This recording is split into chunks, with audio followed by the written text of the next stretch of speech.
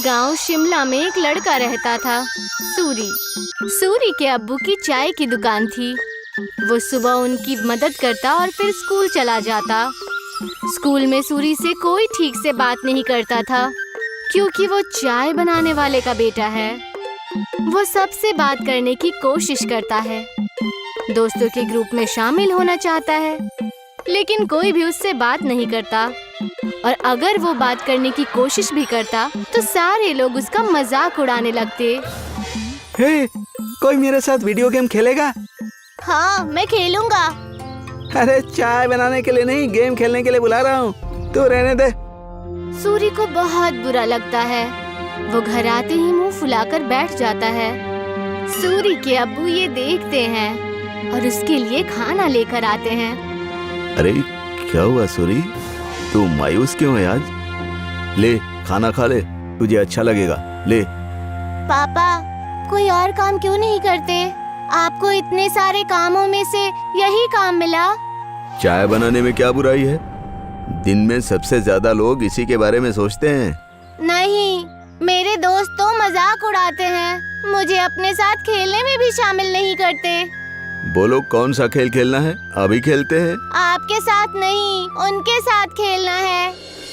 ये कहकर वो वहाँ से चला जाता है बिना खाना खाए। सूरी के अब्बू को ये देखकर बहुत बुरा लगता है कि उनकी वजह से उनके बच्चे के दोस्त बहुत दूर जा रहे हैं। उसके पिताजी चाय बनाने के साथ दूसरा काम भी ढूंढने लगते हैं।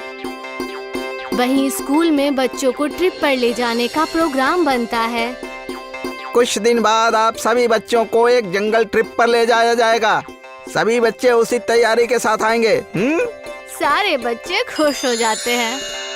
सूरी घर आकर ये बात अपने अब्बू को बताता है। पापा, मुझे स्कूल की तरफ से जंगल की ट्रिप पे ले जाया जा रहा है। मुझे जरूरी सामान पैक करके दे दीजिएगा। अरे वाह, ये तो बहुत अच्छी बात है। अपने सामान में एक छोटा बर्तन जरूर लेकर जाना। वहाँ अगर कुछ पकाना हो तो काम आ सकता है। ठीक है? जी पापा, जरूर। और हाँ, तुम्हें एक और बात बतानी थी। मैं नई नौकरी ढूंढ रहा हूँ। तुम्हें अब अपने दोस्तों के सामने शर्मिंदा नहीं होना पड़ेगा और वो तुमसे बात भी करेंगे। सच पापा? हाँ। सूरी खुशी से पिताजी के गले लग जाता है। कुछ दिन बाद उस जंगल ट्रिप पर जाने का दिन आ जाता है।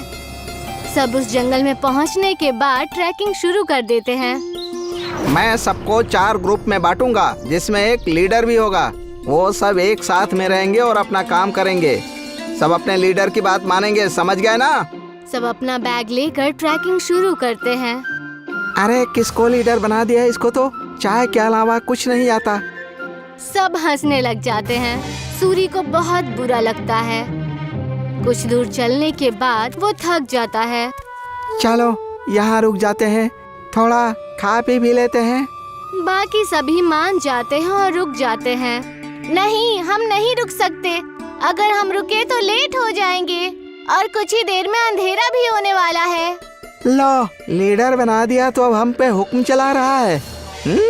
नहीं, हम नहीं चलेंगे। तुझे जाना हो तो जा। हम थोड़ा नाश्ता करने के बाद ही ट्रैकिंग शुरू करेंगे। तू जा। सूरी के मना करने के बाद भी वो वहीं रुकते हैं, लेकिन फिर भी सूरी उन्हें नहीं छोड़ता और उनके साथ वहीं रुक जाता है।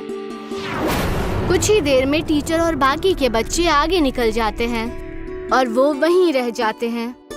थोड़ी देर आराम और नाश्ता करने के बाद वो अपनी ट्रैकिंग शुरू करते हैं, लेकिन जल्द ही सूरज डूब जाता है और अंधेरा हो जाता है। अरे ये तो अंधेरा हो गया, अब तो रास्ता भी समझ में नहीं आ रहा। बाकी बच्चे भी डरने लग जाते हैं। कुछ ही वक्त में ऐसा मोड़ आ जाता है जहाँ से रास्ता पता करना मुश्किल हो जाता है और उन्हें वहीं ठहरना पड़ता है। अब तो मुझे भी रास्ता नहीं पता। मेरे ख्याल से हमें आवाज लगानी चाहिए। तुरंत ही वो चारों टीचर और अपने क्लास के विद्यार्थियों को आवाज लगाते हैं, लेकिन बात नहीं बनती। हाँ, टीचर, टीचर, अरे कोई हमें सुन रहा है? हम खो गए हैं, कोई है? सब चिल्लाते हैं लेकिन कोई भी जवाब नहीं आता। लगता है हम बहुत पीछे रह गए हैं। हमें आगे का रास्ता नहीं पता, इसीलिए हमें यहीं रुक जाना चाहिए। हो सकता है अगर आगे गए तो रास्ता भटक जाएं। नहीं, हमें कोशिश करनी चाहिए। क्या मालूम हम सही जगह पहुंच जाएं। रात बहुत हो चुकी है, जानवरों का भी डर है। टीचर थोड़ी देर में हमें खोजते हुए आ ही जाएंगे। हमें यहीं रुकना चाहिए। सबको उसकी बात ठीक लगती है और वो लोग वहीं रुक जाते हैं। कुछ ही देर में रात हो जाती है और तेज ठंडी हवा बहने लगती है और उनके पास बचा खाना भी खत्म होने लगता है। हाँ, अब तो हमारा खाना भी खत्म हो जाएगा और पानी भी खत्म हो जाएगा। अब भी कहता हूँ मैं, हमें चलना चाहिए। अरे लेकिन जाएंगे कहाँ? रास्ता तो बंद है। मुझे तो बहुत डर लग रहा है, कहीं कोई जानवर ना हमें खा जाए।